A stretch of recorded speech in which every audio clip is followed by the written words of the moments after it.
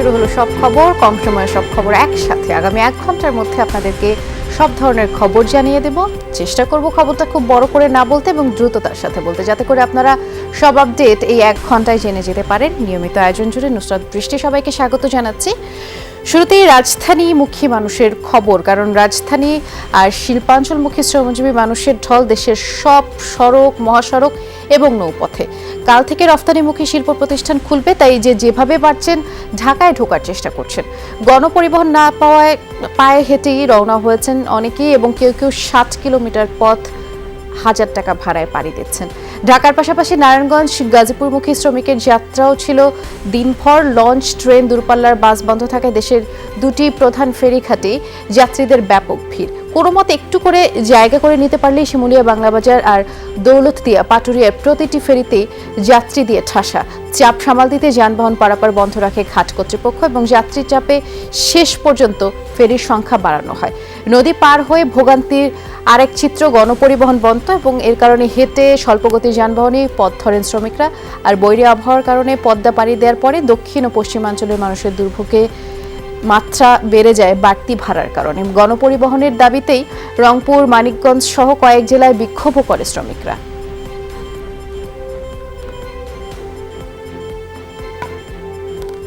Double দেওয়া লাগে, প্রাইভেটে চাইছে 1000, 1500 টাকা করে গাবতলী পর্যন্ত।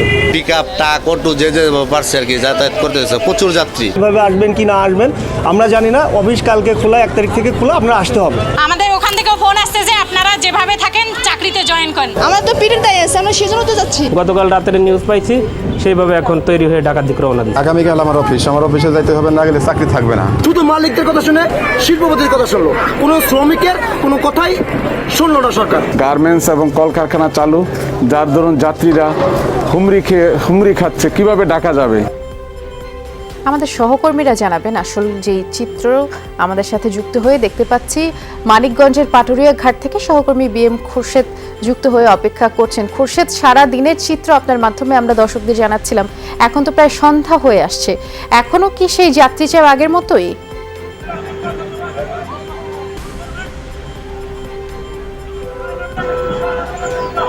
বৃষ্টি, যাত্রীর চাপ কিছুটা কমেছে, কারণ যে দুর্ভোগ ছিল পাটুরিয়া এবং দৌলতদিয়া ঘাটে দিনভর, সেই দুর্ভোগ আপনি জানেন যে ফেরির সংখ্যা বাড়ানোর পরে দৌলতদিয়া ঘাট থেকে যাত্রী যেমন পাটুরিয়া ঘাটে আসছে, এবং একইভাবে আমরা দেখছি যে এখন কিন্তু পাটুরিয়া ঘাটে গণপরিবহন কিন্তু চলছে। গণপরিবহন আমরা দেখেছি যে বিভিন্ন যে স্থানীয় যে গণপরিবহনগুলো, সেই গণপরিবহনে কিন্তু যাত্রী পরিবহন করা হচ্ছে।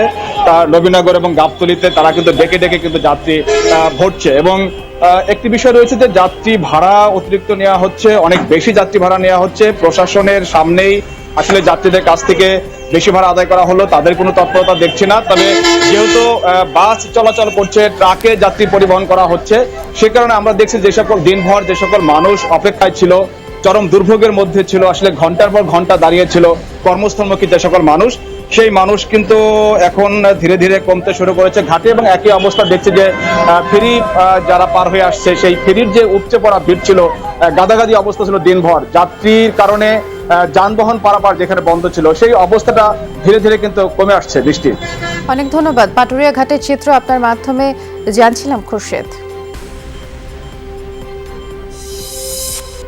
দেখতে পাচ্ছি আমাদের সহকর্মী নাজমুল আমাদের সাথে যুক্ত হয়েছে। নাজমুল হোসেনের কাছ থেকে আমরা বিস্তারিত জানবো। তিনি সম্ভবত মাওয়া ঘাটে আছেন।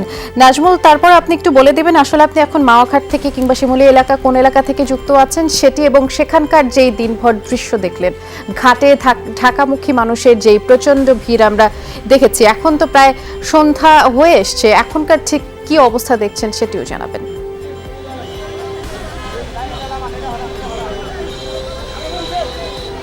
আমি এই মুহূর্তে একটি ট্রাকে অবস্থান করছি, এবং সেই ট্রাকে কিন্তু অনেক যাত্রীদের সঙ্গে কিন্তু আছি।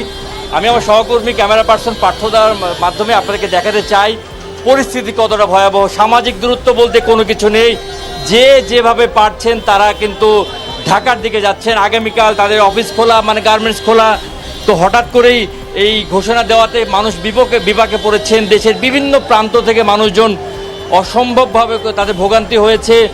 ভেঙে ভেঙে তারা তারা ঘাটে পৌঁছেছেন, তারপর ঘাটে ফেরি পার হয়েছে। সেই ফেরি পার হওয়ার পর তারা কিন্তু আসলে তারা এইভাবে কিন্তু ভেঙে ভেঙে, কেউ মোটর সাইকেলে যাদের সামর্থ্য আছে, আবার বেশিরভাগ মানুষকে আমরা দেখছি ট্রাকে করে যেতে এবং ট্রাকে চেপে এভাবেই যাচ্ছে যে মানুষগুলো জীবনের ঝুঁকি নিয়ে তারা ঈদ উদযাপন করতে গিয়েছিলেন। সেই ঈদ উদযাপন শেষে তারা এইভাবেই কিন্তু তারা যাচ্ছেন ঢাকার দিকে। এবং যে বিষয়টি হচ্ছে গুরুত্বপূর্ণ সেটি হলো যে প্রত্যেকেই বলছেন যে তাদের অনেক বেশি ভাড়া গুনতে হয়েছে এবং এই ভাড়া তাদেরকে দিতে হচ্ছে। যদি গণপরিবহন চালু থাকতো তাদের এই ভোগান্তি হতো না। যে করোনা সংক্রমণ ঠেকানোর জন্য সরকারের এই উদ্যোগ, সেই উদ্যোগটাকে প্রশ্নবিদ্ধ করা হয়েছে এই সিদ্ধান্তে, এমনটাই বলছেন অনেকে। আমরা দু একজনের সাথে কথা বলার চেষ্টা করছি এখানে যারা আছেন, তারা তাদের কাছে জানতে চাচ্ছি কতটা ভোগান্তি আপনাদের হচ্ছে। আমরা সকাল থেকে স্যার এই পর্যন্ত আসছি, বৃষ্টিতে ভিজছি, তারপরে ডবল ভাড়া দিয়ে আসছি, 1200 টাকা ভাড়া দিয়ে আসছি। বরিশাল থেকে পাটুরিয়া ঘাট আসছি আমরা 1200 টাকা ভাড়া দিয়া। কেন এগুলো হবে? গাড়ি পাই নাই, আমরা রোডে বৃষ্টিতে ভিজছি, সারাক্ষণ বৃষ্টিতে ভিজছি, না খাইয়া সকালবেলা 2টা রুটি খাইয়ে আইছি। কারণ আমরা মানুষের যে ক্ষোভ, আমরা যে অবস্থায় আছি, আমরা আসলে কোনো সামাজিক দূরত্ব বজায় রাখতে পারছি না। দর্শকদেরকে জানানোর চেষ্টা করছি। মাওয়া ঘাটে থেকে একেবারে বলা যেতে পারে 4-5 কিলোমিটার যানজট যেমন আছে এবং মানুষগুলো যারা যেভাবে পারছেন তারা যাচ্ছেন ট্রাকে করে, পিকআপে করে, ছোট গাড়িতে করে, সিএনজিতে করে, ইজি বাইকে করে, জীবনের ঝুঁকি নিয়ে যাচ্ছেন। কোনো রকম সামাজিক দূরত্ব এখানে আসলে কেউ মানছেন না।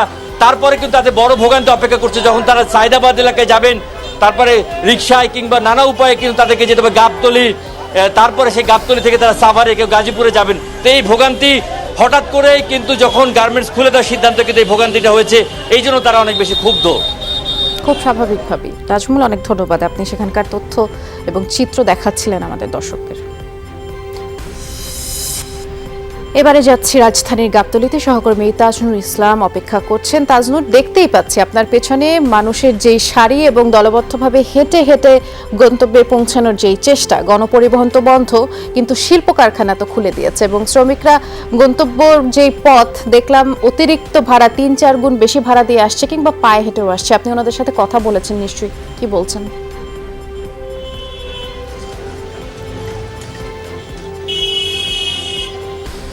দেখুন, রাত পোহালেই শিল্প কারখানা খুলে দিচ্ছে এবং যারা এই সমস্ত কলকারখানায় কাজ করেন তারা আসলে অফিসে তাদের যোগ দিতেই হবে। সুতরাং তাদের কিন্তু ঢাকায় পৌঁছতেই হবে এবং সকালবেলা তাদের অফিসে যোগ না দিলে সেক্ষেত্রে তাদের চাকরি হারানোর একটা বিশাল রকমের ঝুঁকি থেকেই যাচ্ছে। সুতরাং দেশের বিভিন্ন প্রান্ত থেকে মানুষজন যে কোনোভাবে, যে কোনো মূল্যে তারা ঢাকায় ঢুকতে চাচ্ছেন এবং ঢাকায় তাদের ঢুকতেই হবে। মানুষের সঙ্গে কথা বলেছে, দুর্ভোগ এবং ভোগান্তি, একই সঙ্গে বাড়তি ভাড়ার যে বিষয়টি। দেখুন, গণপরিবহন বন্ধ থাকার ফলে মানুষ কিন্তু বিকল্প যেভাবে পারছেন সেভাবেই কিন্তু ঢাকার দিকে ঢুকছেন এবং যেটি হচ্ছে যে আমিনবাজারে গাড়িগুলো থামিয়ে দেওয়ার ফলে মানুষগুলো কিন্তু হেঁটে গাবতলীতে আসছেন এবং গাবতলী আসার পরে ঢাকার বিভিন্ন গন্তব্যে যারা যাবেন তারা আসলে গাড়ি যেটি পাচ্ছেন সেটি হচ্ছে কেউ রিকশায় যাচ্ছেন, কেউ কাছাকাছি দূরত্বে হলে হেঁটেই রওনা করেছেন, কিংবা কেউ মোটরসাইকেলে যাচ্ছেন। ভাড়ার যে বিষয়টি, অন্য স্বাভাবিক সময়ে যদি গণপরিবহন খোলা থাকতো তাহলে মানুষ যেই পরিমাণ ভাড়া দিয়ে আসলে তাদের গন্তব্যে পৌঁছতে পারতেন। এখন কিন্তু আসলে সেই সুযোগটি আর নেই। কেন? এই গণপরিবহন বন্ধ থাকার এই সুযোগে অন্যান্য যেই সমস্ত পরিবহন বা মাধ্যম মানুষ ব্যবহার করছেন সেই জায়গাগুলোতে তারা 3 থেকে 4 গুণ বেশি ভাড়া দিয়েই কিন্তু তাদের গন্তব্যে তাদের পৌঁছতে হচ্ছে। মানুষ যেমনটি বলছেন যে কোনো মূল্যেই তাদের আসলে ঢাকায় পৌঁছতেই হবে। রাত পোহালে তাদের অফিস খুললে তাদের অফিসে আসলে তাদের ঢুকতেই হবে। কেননা তাদের অফিসে তারা না পৌঁছতে পারলে তাদের যেই চাকরিটি রয়েছে সেই চাকরি নিয়ে তাদের একটি শঙ্কা, চাকরি হারানোর একটি বিশাল শঙ্কা আসলে থেকেই যাচ্ছে। যদিও জনপ্রশাসন প্রতিমন্ত্রী আজকে বলেছেন যে 5 তারিখের আগে অফিসে না পৌঁছলেও, এবং আরো একটি কথা তিনি বলেছেন, শুধুমাত্র কর্মস্থলের আশপাশে যারা আছে তাদের নিয়ে শিল্প প্রতিষ্ঠান খোলার। অনেক ধন্যবাদ আপনাকে তাজনুর। আমরা এবারে যাচ্ছি গাজীপুরের রাজেন্দ্রপুর থেকে। সহকর্মী হুসাইন আলী বাবু যুক্ত আছেন।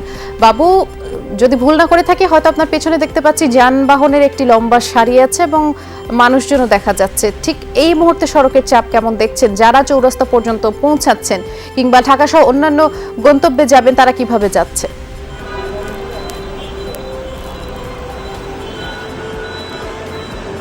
বৃষ্টি, আসলে আমি সকাল থেকেই কিন্তু রাজেন্দ্রপুর এলাকায় রয়েছি। আসলে বেলা বাড়ার সাথে সাথে যে জটলা ছিল, মানুষের যে চাপ ছিল, সেটা কিন্তু এখন সন্ধ্যা গড়িয়ে সেই সময় এখনও কিন্তু তার চেয়ে খানিকটা কম নয়, বরঞ্চ বাড়ছে। আপনি দেখছেন যে দীর্ঘ সারি গাড়ির যে দীর্ঘ সারি, সেই সারি কিন্তু যানজট লেগে আছে, প্রায় 9 থেকে 10 কিলোমিটার যানজট লেগে আছে এই সারির মধ্যে।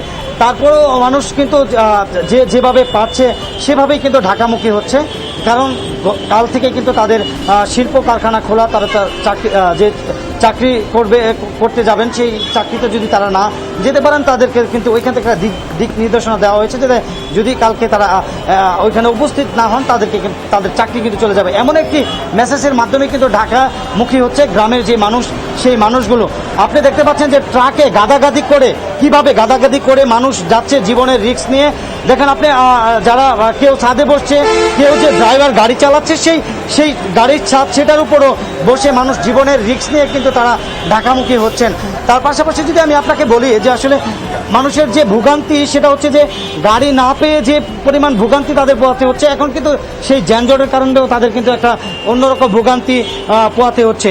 সেই ভোগান্তির কারণে আসলে তারা যেটা মনে করছেন যে আসলে এভাবে গাদাগাদি করে গেলে যে করোনা সংক্রমণের যেই আশঙ্কা, সেটা আসলে বেড়েই চলবে, সেটা তো বাড়বে, এবং যেই অবর্ণনীয় তাদের কষ্ট হচ্ছে সেটা আসলে বলার অপেক্ষা রাখে না। অনেক ধন্যবাদ বাবু। ময়মনসিংহে যাবো এবার। সহকর্মী হোসেন শাহিদ অপেক্ষা করছেন সেখানে। শাহিদ, আপনি এর আগের সংবাদেও আমাদেরকে যেমনটি জানিয়েছিলেন যে শ্রমজীবী মানুষ সকাল থেকে যে ঢল কিংবা ভিড়, আর ময়মনসিংহ থেকে ট্রাক ভর্তি করে মানুষজন ঢাকায় পৌঁছানোর চেষ্টা করছেন, গন্তব্যে যাওয়ার চেষ্টা করছেন, ঠিক এই মুহূর্তের অবস্থা জানাবেন। যদিও আপনার পেছনে আমি দেখতে পাচ্ছি মানুষজনের যেই ভিড়, যেই সারি দেখেছিলাম এর আগে, ঠিক একই চিত্র এখনো। আসলে ময়মনসিংহ বাইপাস মোড় এলাকাটি হচ্ছে কয়েকটি জেলার সড়ক এখানে এসে মিশেছে।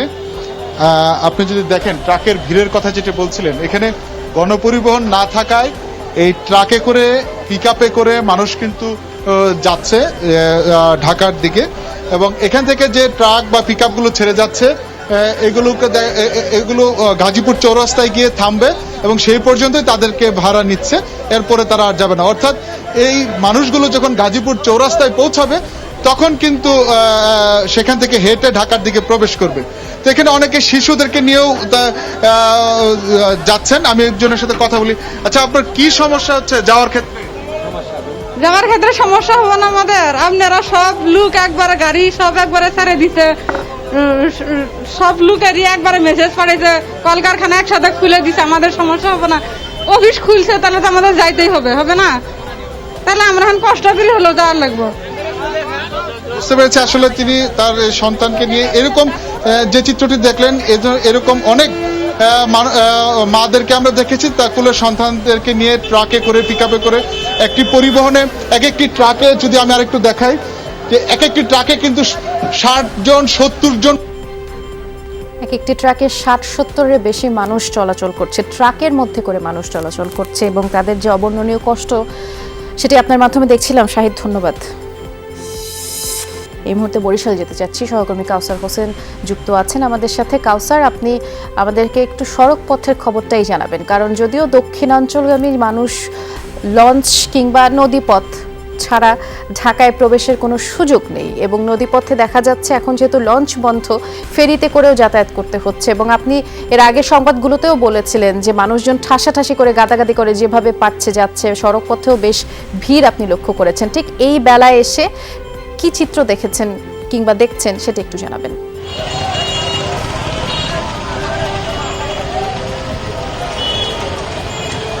নিশ্চিত দক্ষিণ অঞ্চলের শুধুমাত্র পিরোজপুরে যারা বসবাস করেন তাদের একটি বড় অংশ খুলনা হয়ে রাজধানীর উদ্দেশ্যে যায়। এছাড়া বরগুনা, ঝালকাঠি, পটুয়াখালী, ভোলারও একটি বড় অংশ মানুষ বরিশাল হয়ে ঢাকার উদ্দেশ্যে যায়। এবং এই সরকারের ঘোষণার পরে যারা গার্মেন্টসে চাকরি করেন বা রপ্তানিমুখী প্রতিষ্ঠানে চাকরি করেন তারা কিন্তু সকাল থেকে বরিশাল হয়ে, বরিশাল নতুল্লাবাদ হয়ে তারা ঢাকার উদ্দেশ্যে যাচ্ছেন, এবং এখান থেকে বিভিন্ন পরিবহন যেহেতু বাস বন্ধ রয়েছে তাই তারা truck, mini truck, CNG, motor cycle, এমনকি ইজি বাইকে করেও তাদেরকে আমরা দেখেছি যে বরিশালের হয়ে মাওয়ার উদ্দেশ্যে যাচ্ছেন। কারণ এখান থেকে যে পরিবহনগুলো ছেড়ে যাচ্ছে বা যে যানবাহনগুলো ছেড়ে যাচ্ছে শুধুমাত্র সেগুলো মাওয়া পর্যন্তই যাবেন, এবং মাওয়া পর্যন্ত যাওয়ার জন্য কিন্তু এখান থেকে যাত্রীদের কাছ থেকে এই পরিবহনের যারা যানবাহনগুলোর মালিক রয়েছেন বা শ্রমিকরা রয়েছেন তারা 600 থেকে 1000 টাকা পর্যন্ত আদায় করছেন, যেটি এই লকডাউনের মধ্যে বা দীর্ঘ লকডাউনে শ্রমজীবী মানুষের দেয়াটা অনেকটাই কষ্টকর। এখানকার যেসব শ্রমিকরা যাচ্ছেন তাদেরকে আমরা বলেছিলাম যে জনপ্রশাসন প্রতিমন্ত্রী ঘোষণা দিয়েছেন যে 5 তারিখ পর্যন্ত আসলে তারা পরেই গেলে হবে, এর মধ্যে আসলে যোগ না দিলেই হবে, কারণ যারা ঢাকায় আছেন তারা কাজ করবেন। কিন্তু তারা বলছেন যে আসলে সরকারের পক্ষ থেকে ঘোষণা দেয়া হলেও তারা যে প্রতিষ্ঠানে চাকরি করেন বা যে আসলে পোশাক কারখানা চাকরি করেন সেখান থেকে তাদেরকে গত রাতেই SMS দেওয়া হয়েছে এবং ফোন করে বলা হয়েছে যে যদি তারা কর্মস্থলে যোগ না দেয় সেক্ষেত্রে কিন্তু তাদের আসলে চাকরিচ্যুত করা হবে, এবং চাকরির ভয়েই তারা কর্মস্থলে ছুটছেন। এবং আমরা দেখেছি যে সকাল থেকে শত শত যানবাহন হাজার হাজার মানুষকে নিয়ে গন্তব্যের উদ্দেশ্যে অর্থাৎ মাওয়ার উদ্দেশ্যে গেছেন, এবং এখানকার যাত্রীরা বলছেন মাওয়া থেকে তারা পদ্মা পাড়ি দেবেন ফেরিতে বা অন্য মাধ্যমে, এরপরে ওপার গিয়ে আবার অন্য গাড়িতে ভেঙে ভেঙে তারা আসলে তাদের গন্তব্যে পৌঁছাবেন। স্যার অনেক ধন্যবাদ, বিস্তারিত দেখছিলাম আপনার মাধ্যমে। যেমনটি আপনারা দেখছিলেন, আমার সহকর্মীরাও জানাচ্ছিল রফতানিমুখী শিল্প কারখানা চালুর ঘোষণা আজ সকাল থেকে যে ঢাকামুখী শ্রমজীবী মানুষের ভিড় কিংবা ঢল, গণপরিবহন না থাকায় সীমাহীন দুর্ভোগ সহ্য করে আসছেন তারা। ঘাট পেরিয়ে অনেকেই কয়েক দফা যানবাহন পরিবর্তন করে হেঁটে ঢাকায় প্রবেশ করেন। তবে যারা কর্মস্থলের আশপাশে রয়েছে শুধুমাত্র তাদের নিয়ে শিল্প কারখানা খোলার সিদ্ধান্ত নেওয়া হয়েছে বলে জানিয়েছিলেন জনপ্রশাসন প্রতিমন্ত্রী ফরহাদ হোসেন। কালকে নির্দেশনা দিয়েছে, এই জন্য আর কি যাওয়া হচ্ছে গার্মেন্টস। আগে করে আসলাম। সাধারণত প্রায় 160 থেকে 70 টাকা লাগে, আজকে আমার প্রায় 700 টাকার কাছাকাছি লাগছে। অনেক কষ্ট হয়েছে, বাচ্চা নিয়ে আসছে। সরকার যদি আমাদের কথা বিবেচনা করতো তাহলে কি এটা করতো বলেন? আমাদের অফিসও খোলা রাখতেছে, আমাদের দোকান তো মানে শেষ নেই আর। বলছি কারখানার আশেপাশে যারা রয়ে গেছে, হ্যাঁ, ঈদের পরের দিন যারা ফিরে এসছে বা যারা যায়নি ঈদে, তাদেরকে নিয়ে তারা কাজগুলো করবে 5 তারিখ পর্যন্ত। 5 তারিখের পরে পর্যায়ক্রমে তারা তাদেরকে নিয়ে আসবে, এবং এক্ষেত্রে কিন্তু কারো কোনো আপনার এখানে ছাঁটাই বা এ ধরনের কোনো আশঙ্কা নাই। আজ দেশে করোনায় 218 জন প্রাণ হারিয়েছেন, এ নিয়ে মোট 20,685 জন প্রাণ হারালেন। 24 ঘন্টায় 9,369 জন শনাক্ত হয়েছে, এবং এটি পরীক্ষার অনুপাতে 30.24% শনাক্তের হার। 30,980টি নমুনা পরীক্ষা করা হয়েছে। এ পর্যন্ত মোট 12,49,484 জন শনাক্ত হয়েছেন। 14,017 জন গত 24 ঘন্টার হিসেবে সুস্থ হয়েছেন, এ নিয়ে মোট 10,78,212 জন সুস্থ হলেন। মৃত 218 জনের মধ্যে পুরুষ 134 জন, নারী 84 জন। বিভাগ ভিত্তিক প্রাণহানির হিসেবে ঢাকায় সর্বোচ্চ 67 জন প্রাণ হারিয়েছেন। এছাড়া চট্টগ্রামে 55, খুলনায় 27, রাজশাহীতে 22, রংপুরে 16, ময়মনসিংহে 12, বরিশালে 10, সিলেটে 9 জন প্রাণ হারিয়েছেন। রাজধানীর হাসপাতালগুলোতে কোভিড রোগীর চাপ কমছে না। আজও আক্রান্তদের বেশিরভাগই ঢাকার বাইরে থেকে আসছেন। অধিকাংশ হাসপাতালেই আইসিইউ বেড ফাঁকা নেই। একটি আইসিইউর জন্য একাধিক মানুষের অপেক্ষা, এবং বেড ফাঁকা না থাকায় বেশিরভাগ রোগীকে ফিরে যেতে হচ্ছে। কিছু ক্ষেত্রে বিবেচনায় ভর্তি নিচ্ছে হাসপাতাল কর্তৃপক্ষ। এদিকে কুর্মিটোলায় 300 বেডের বিপরীতে অতিরিক্ত 383 জন রোগী ভর্তি আছেন। 10টি আইসিইউর বেড হাসপাতালে ফাঁকা নেই।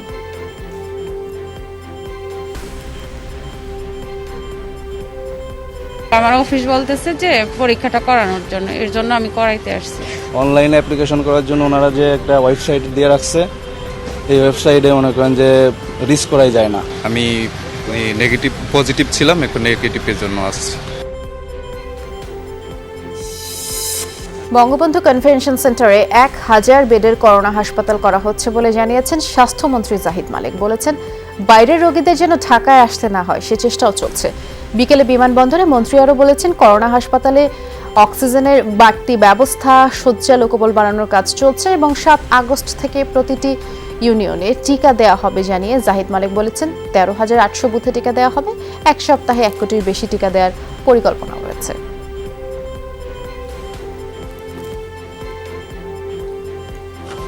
দেওয়ার কার্যক্রম গ্রামে গঞ্জে আমরা শুরু করেছি।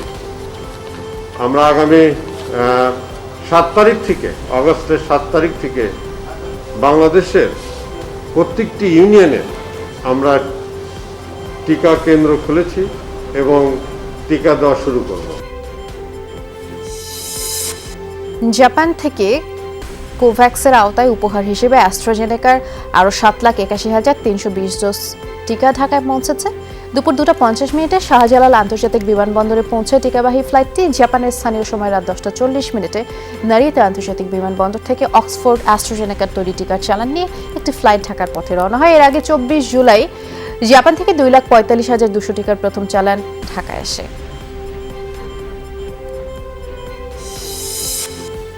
বাংলাদেশ অস্ট্রেলিয়া সিরিজের 5 ম্যাচে টি-20 সিরিজের জন্য কাল থেকে অনুশীলন করবে স্বাগতিক বাংলাদেশ ও সফরকারী অস্ট্রেলিয়া।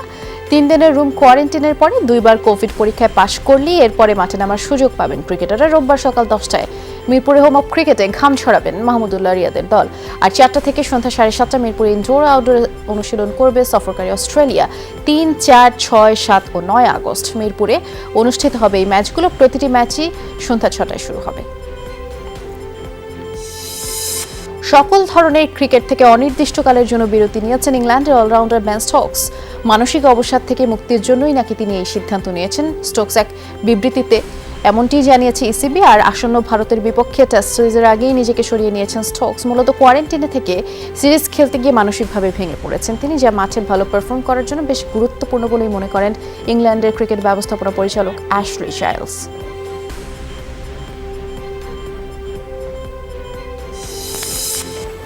আরেকদিকে হঠাৎ করে আন্তর্জাতিক ক্রিকেট থেকে অবসরের ঘোষণা দিলেন শ্রীলঙ্কার বাঁহাতি পেসার উজুরদানা। এই বিষয়টি নিশ্চিত করেছে শ্রীলঙ্কার ক্রিকেট বোর্ড শনিবারে। তবে ঘরোয়া ক্রিকেট চালিয়ে যাবেন 33 বছর বয়সী এই পেসার। 2009 সালে টি-20 বিশ্বকাপে অভিষেক হয় উদানার, আর সেবার ওই টুর্নামেন্টের ফাইনালেও তিনি খেলেন। এরপরে 2012 সালে তার ওয়ানডে অভিষেক হয়। উদানা শ্রীলঙ্কার হয়ে 21টি ওয়ানডে, 35টি টি-20 ম্যাচ খেলেছেন। এই দুই ফরম্যাটে উইকেট নিয়েছেন 18 ও 27টি। শ্রীলঙ্কার হয়ে কখনো সাদা পোশাকের ম্যাচ খেলার সুযোগ পাননি তিনি। আবারও ফিরে এলাম, আপনারা দেখছেন সব খবর। আওয়ামী লীগ থেকে বহিষ্কৃত হেলেনা জাহাঙ্গীর সম্মানিত ব্যক্তিদের ব্ল্যাকমেইল করে অর্থ সংগ্রহ করতেন, এমনটি র্যাব জানিয়েছে। দুপুরে সদর দপ্তরে সংবাদ সম্মেলনে র্যাবের লিগ্যাল অ্যান্ড মিডিয়া উইং পরিচালক জানিয়েছেন হেলেনা জাহাঙ্গীরের বিরুদ্ধে 3টি মামলা দায়ের করা হয়েছে। জয়যাত্রা টেলিভিশনের প্রতিনিধি নিয়োগের নামে বিভিন্ন জনের কাছ থেকে তিনি চাঁদা আদায় করতেন, এই অভিযোগও আছে। আর এর আগে র্যাবের অভিযানে হেলেনা জাহাঙ্গীরের ফ্ল্যাট থেকে জব্দ করা হয় বন্যপ্রাণীর চামড়া, বিদেশি মদ, ওয়াকিটকি, ক্যাসিনো খেলার সরঞ্জাম, আর সেসবের কোনো অনুমোদনই ছিল না। আর বাসায় আমরা ক্যাঙ্গারুর চামড়া পেয়েছি। ক্যাঙ্গারু চামড়া বাংলাদেশে ক্যাঙ্গারু নাই বিধায় তার বিরুদ্ধে বিশেষ ক্ষমতা আইনে মামলা হয়েছে। তার বাসায় আমরা অকিটকি চ্যানেল পেয়েছি। টেলিযোগাযোগ নিয়ন্ত্রণ আইন এই ধারাতেও মামলা হয়েছে। উনি একটি স্ট্রং সাইবার টিম উনি সবসময় মেনটেন করতেন। উনি টাকা সংগ্রহ করতেন বা বিভিন্ন সামাজিক যোগাযোগ মাধ্যমে আমরা দেখেছি উনি এই টাকাটা সংগ্রহ করতেন অনেককেই বিপদে ফেলে বা বিভিন্নভাবে ব্ল্যাকমেইল করে। কামরাঙ্গীরচরের ভাড়া ফ্ল্যাট থেকে এক ব্যবসায়ীর মরদেহ উদ্ধার করেছে পুলিশ। আগুনে পোড়া মরদেহটি ময়নাতদন্তের জন্য পাঠানো হয়েছে। হত্যা করে আগুনে পুড়িয়ে দেওয়া হয়েছে বলে স্বজনরা অভিযোগ এনেছেন। কামরাঙ্গীরচরের রসুলপুর এলাকার একটি ভবনে থাকতেন, সাবলেট হিসেবেই থাকতেন তরিকুল ইসলাম খোকন। 2 কক্ষের ফ্ল্যাটে ঈদের পর থেকেই একা ছিলেন। আগে চশমার দোকান চালালেও লকডাউনে খেলনা ফেরি করতেন তরিকুল। পুলিশ বলছে ময়নাতদন্ত ও ফরেন্সিক রিপোর্ট পেলেই হত্যা নাকি দুর্ঘটনা তা নিশ্চিত জানা যাবে। কাজের বুয়া আসছে, আইসা বলতেছে আপনাদের 4 তলায় একজন মানুষ মারা গেছে আগুনে পুড়ে। ওনারা অনেক পানি ঢালা হয়েছে কিন্তু উনি নড়ে না, মনে হয় মরে গেছে। মাইরে বাইরে দিয়ে ছিটকাই লাগা চলে গেছে। এখানে একটা ছেলে আছে, ওই আমার ভাইয়ের সাথে থাকে, ও অনেক আদর করে আমার ভাইরে। পরে ও বলছে যে পরশুদিন রাত্রে 10 জন লোকাইছে ওর সাথে। আগুনটা কি কয়েল স্ট্যান্ড থেকে আসছে না ওই শিলপাটাটাকে কেন্দ্র করে যে আছে, যেহেতু একটু সন্দেহ তো থেকেই যায় যে কিছু ঘটেছে কিনা। তো এখন তাকে কি কেউ হত্যা করে আগুন ধরিয়েছে নাকি দুর্ঘটনা, এই বিষয়টা আমরা তদন্ত করছি। কিছু বিদেশি গণমাধ্যম সরকারের বিরুদ্ধে উদ্দেশ্যপ্রণোদিতভাবেই অসত্য সংবাদ প্রকাশ করছে বলে অভিযোগ করেছেন তথ্যমন্ত্রী ডক্টর হাসান মাহমুদ। এমন ধরনের কর্মকাণ্ড কখনোই কাম্য নয় বলেও জানান তিনি। দুপুরে সরকারি বাসভবন থেকে অনলাইনে যুক্ত হয়ে রংপুরে ক্ষতিগ্রস্ত সাংবাদিকদের মধ্যে আর্থিক অনুদান প্রদান অনুষ্ঠানে এসব কথা বলেন মন্ত্রী। বলেছেন, বিদেশি গণমাধ্যমের কিছু অনুষ্ঠান, বিশেষত ফোন ইন অনুষ্ঠানে এমন ব্যক্তিদের আনা হয় যারা সরকারের বিরুদ্ধে কথা বলে, আর তাদের সেই বক্তব্যকে বিশ্বাসযোগ্য করে তুলতেই সরকারের কারো কারো সাক্ষাৎকার নেওয়া হয়।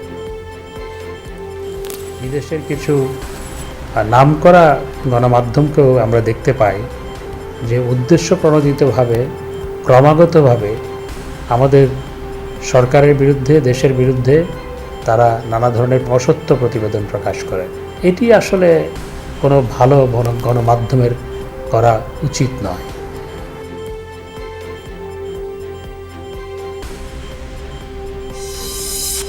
এক বছরেও প্রকাশ হয়নি অবসরপ্রাপ্ত মেজর সিনহা মোহাম্মদ রাশেদ হত্যায় স্বরাষ্ট্র মন্ত্রণালয়ের গঠিত তদন্ত কমিটির সুপারিশ। স্পষ্ট হয়নি হত্যার কারণ। মামলা টেকনাফ থানার সাবেক ওসি প্রদীপ দাস সহ 15 জনকে আসামি করে অভিযোগপত্র দিয়েছে র্যাব। বিচার কাজ শুরু হয়েছে, তবে মামলার কার্যক্রম নিয়ে সন্তুষ্টি প্রকাশের সময় এখনও আসেনি বলেই বাদী মনে করেন।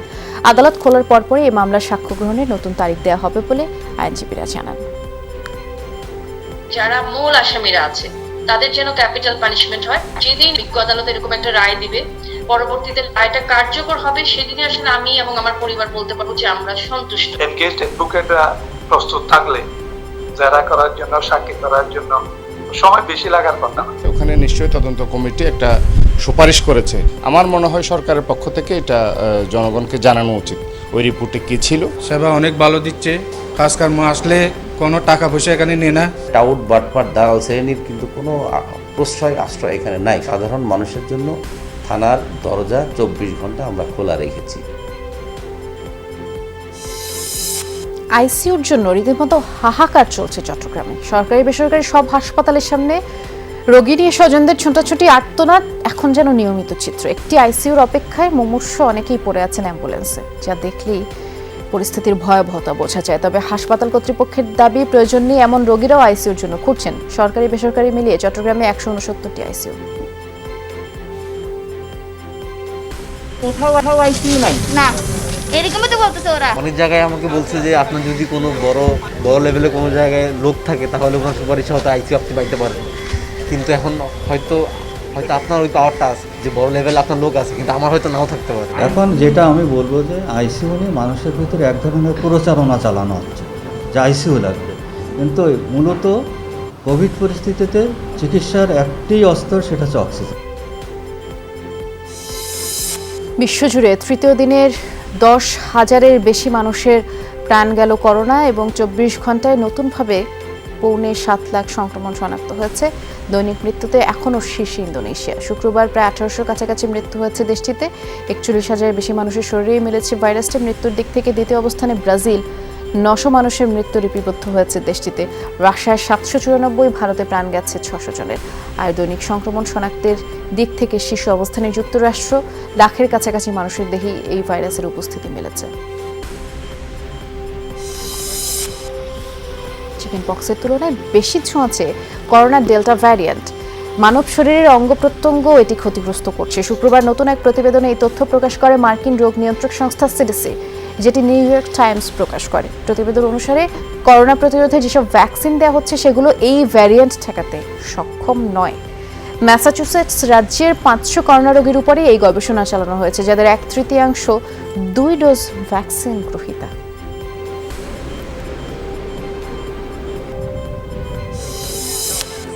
ভূমধ্যসাগর থেকে আরও 99 অভিবাসন প্রত্যাশীকে উদ্ধার করা হয়েছে গত দুদিনে। মাল্টা ও লিবিয়া উপকূলে সাগরে ভাসমান অবস্থায় তাদেরকে উদ্ধার করে একটি জার্মান এনজিও।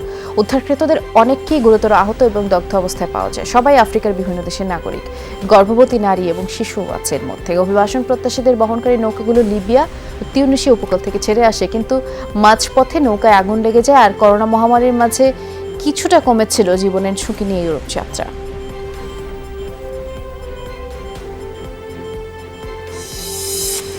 চলতি মাসে ভারী বৃষ্টিপাত, প্রবল বন্যায় 270 জনের বেশি প্রাণহানি দেখল ভারত।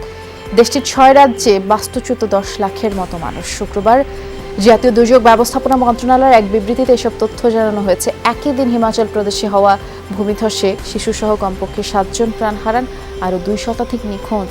জুলাই মাসে প্রাকৃতিক দুর্যোগে সবচেয়ে ক্ষতিগ্রস্ত কেরালা, কর্ণাটক, মহারাষ্ট্র, মধ্যপ্রদেশ, গুজরাট, হিমাচল, এর মধ্যে কেরালা 100-র কাছাকাছি মানুষের মৃত্যু লিপিবদ্ধ হয়েছে। দখলকৃত পশ্চিম তীরে ইসরায়েলি বাহিনীর সাথে ভয়াবহ সংঘাতে আহত 270 জনের বেশি ফিলিস্তিনি। শুক্রবার বিষয়টা নিশ্চিত করে স্বেচ্ছাসেবী সংগঠন রেড ক্রিসেন্ট। বেইতা গ্রামে সবচেয়ে বেশি মানুষ আহত হয়েছেন। জুমার দিন নিয়মিত বিক্ষোভ আন্দোলনে নামেন স্বাধীনতাকামী ফিলিস্তিনিরা। এ সময় ক্যারাভানের মাধ্যমেই পশ্চিম তীরের উত্তরাঞ্চলের দখলদারিত্বে নামে ইহুদি জনগোষ্ঠী।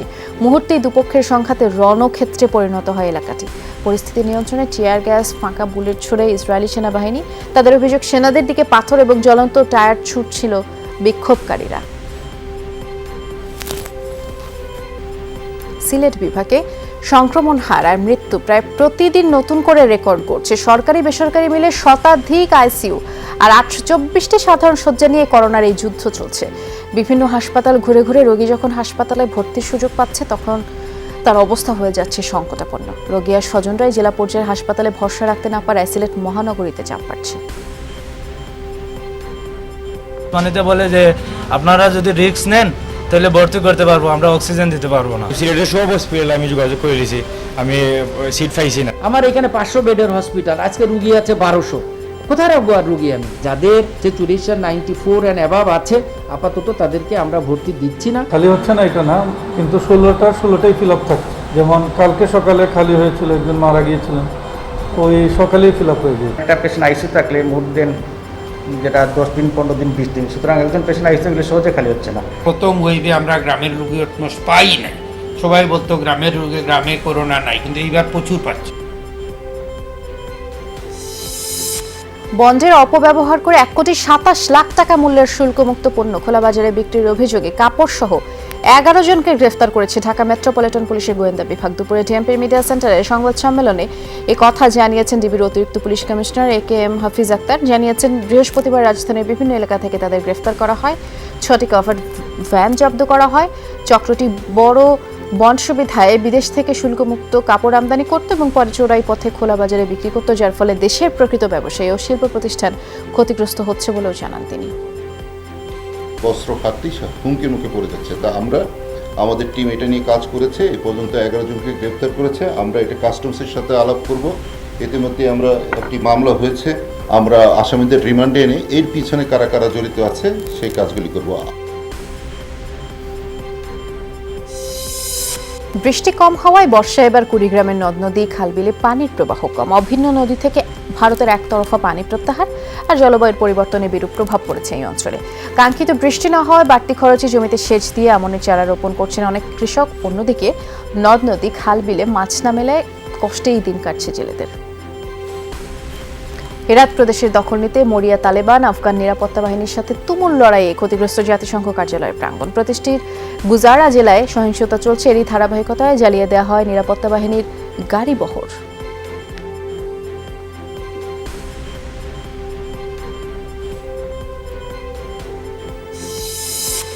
হাইতির প্রেসিডেন্ট জোভেনেল ময়েস হত্যাকাণ্ডে জড়িত থাকার অভিযোগে 4 পুলিশ কর্মকর্তাকে গ্রেফতার করা হয়েছে। ঘটনায় জিজ্ঞাসাবাদের জন্য এখন পর্যন্ত মোট আটক করা হয়েছে 44 জনকে। শুক্রবার হাইতি পুলিশের মুখপাত্র জানান, সন্দেহভাজন আরও কয়েকজনকে পুলিশ খুঁজছে।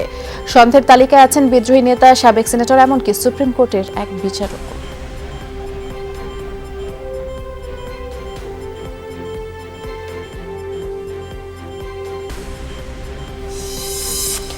আরব সাগরে জ্বালানিবাহী ট্যাঙ্কারে হামলার জন্য সরাসরি ইরানকে দায়ী করল ইসরায়েল।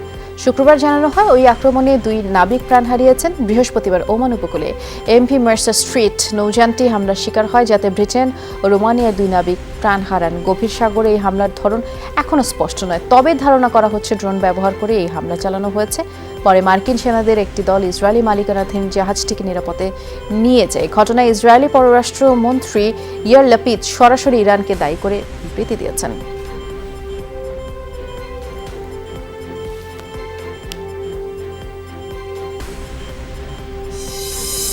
শত্রুপক্ষের যে কোনো তৎপরতা মোকাবেলায় প্রস্তুত থাকতে হবে। 4 দিনের সামরিক প্রশিক্ষণ কর্মশালার উদ্বোধনীতে এই নির্দেশ দেন উত্তর কোরিয়ার সর্বোচ্চ নেতা কিম জং উন। দেশটির সেনা কর্মকর্তাদের নিয়ে প্রথমবারের মতো আয়োজন করা হয়েছে এই ধরনের কর্মশালা।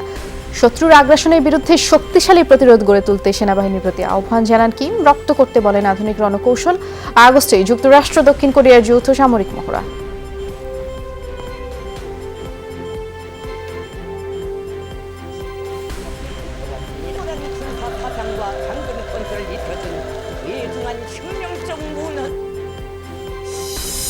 ভূমধ্যসাগরে পানির নিচে মেলেছে 2000 বছরের পুরনো জাহাজ।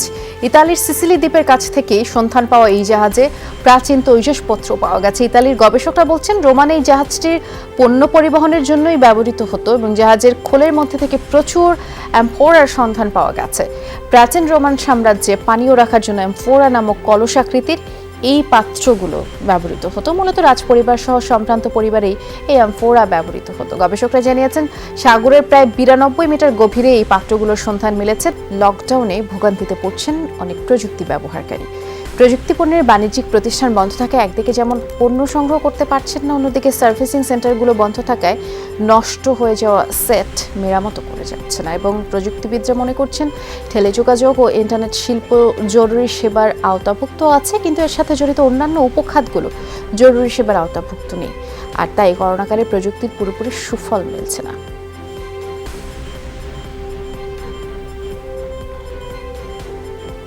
মোবাইলের সমস্যা কাজ করে দিতে জরুরি দরকার, আমরা তো পারি না।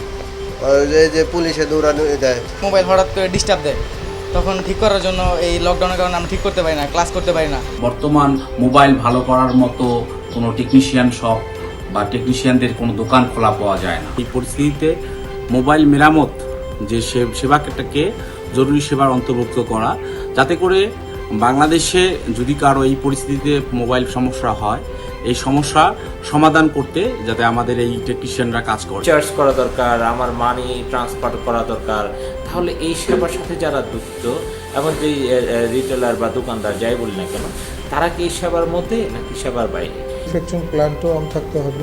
বিভিন্ন নেটওয়ার্কিং ডিভাইস যারা ইম্পোর্ট করে নিয়ে আসছে তাদেরকেও কাস্টমসের সহায়তা করতে হবে। যারা লোকাল মার্কেটে ডিস্ট্রিবিউশন করছে সেই ডিস্ট্রিবিউটর লেভেলেও কিন্তু কাজ করতে হবে। ছোট ছোট যে আইটি শপগুলি আছে তাদেরকেও কিন্তু এখন আপনার ওপেন রাখতে হবে। বান্দরবানে ভারী বর্ষণে পানিবন্দী মানুষের মাঝে খাবার বিতরণ করেছে সেনাবাহিনী। দুপুরে বান্দরবান সেনা জোনের সদস্যরা বিভিন্ন আশ্রয় কেন্দ্রে খাবার পৌঁছে দেন। জানানো হয় চলমান পরিস্থিতি কাটিয়ে ওঠা না পর্যন্ত এই সহায়তা কার্যক্রম অব্যাহত থাকবে। সবাইকে স্বাস্থ্যবিধি মেনে চলার আহ্বানও জানান তারা।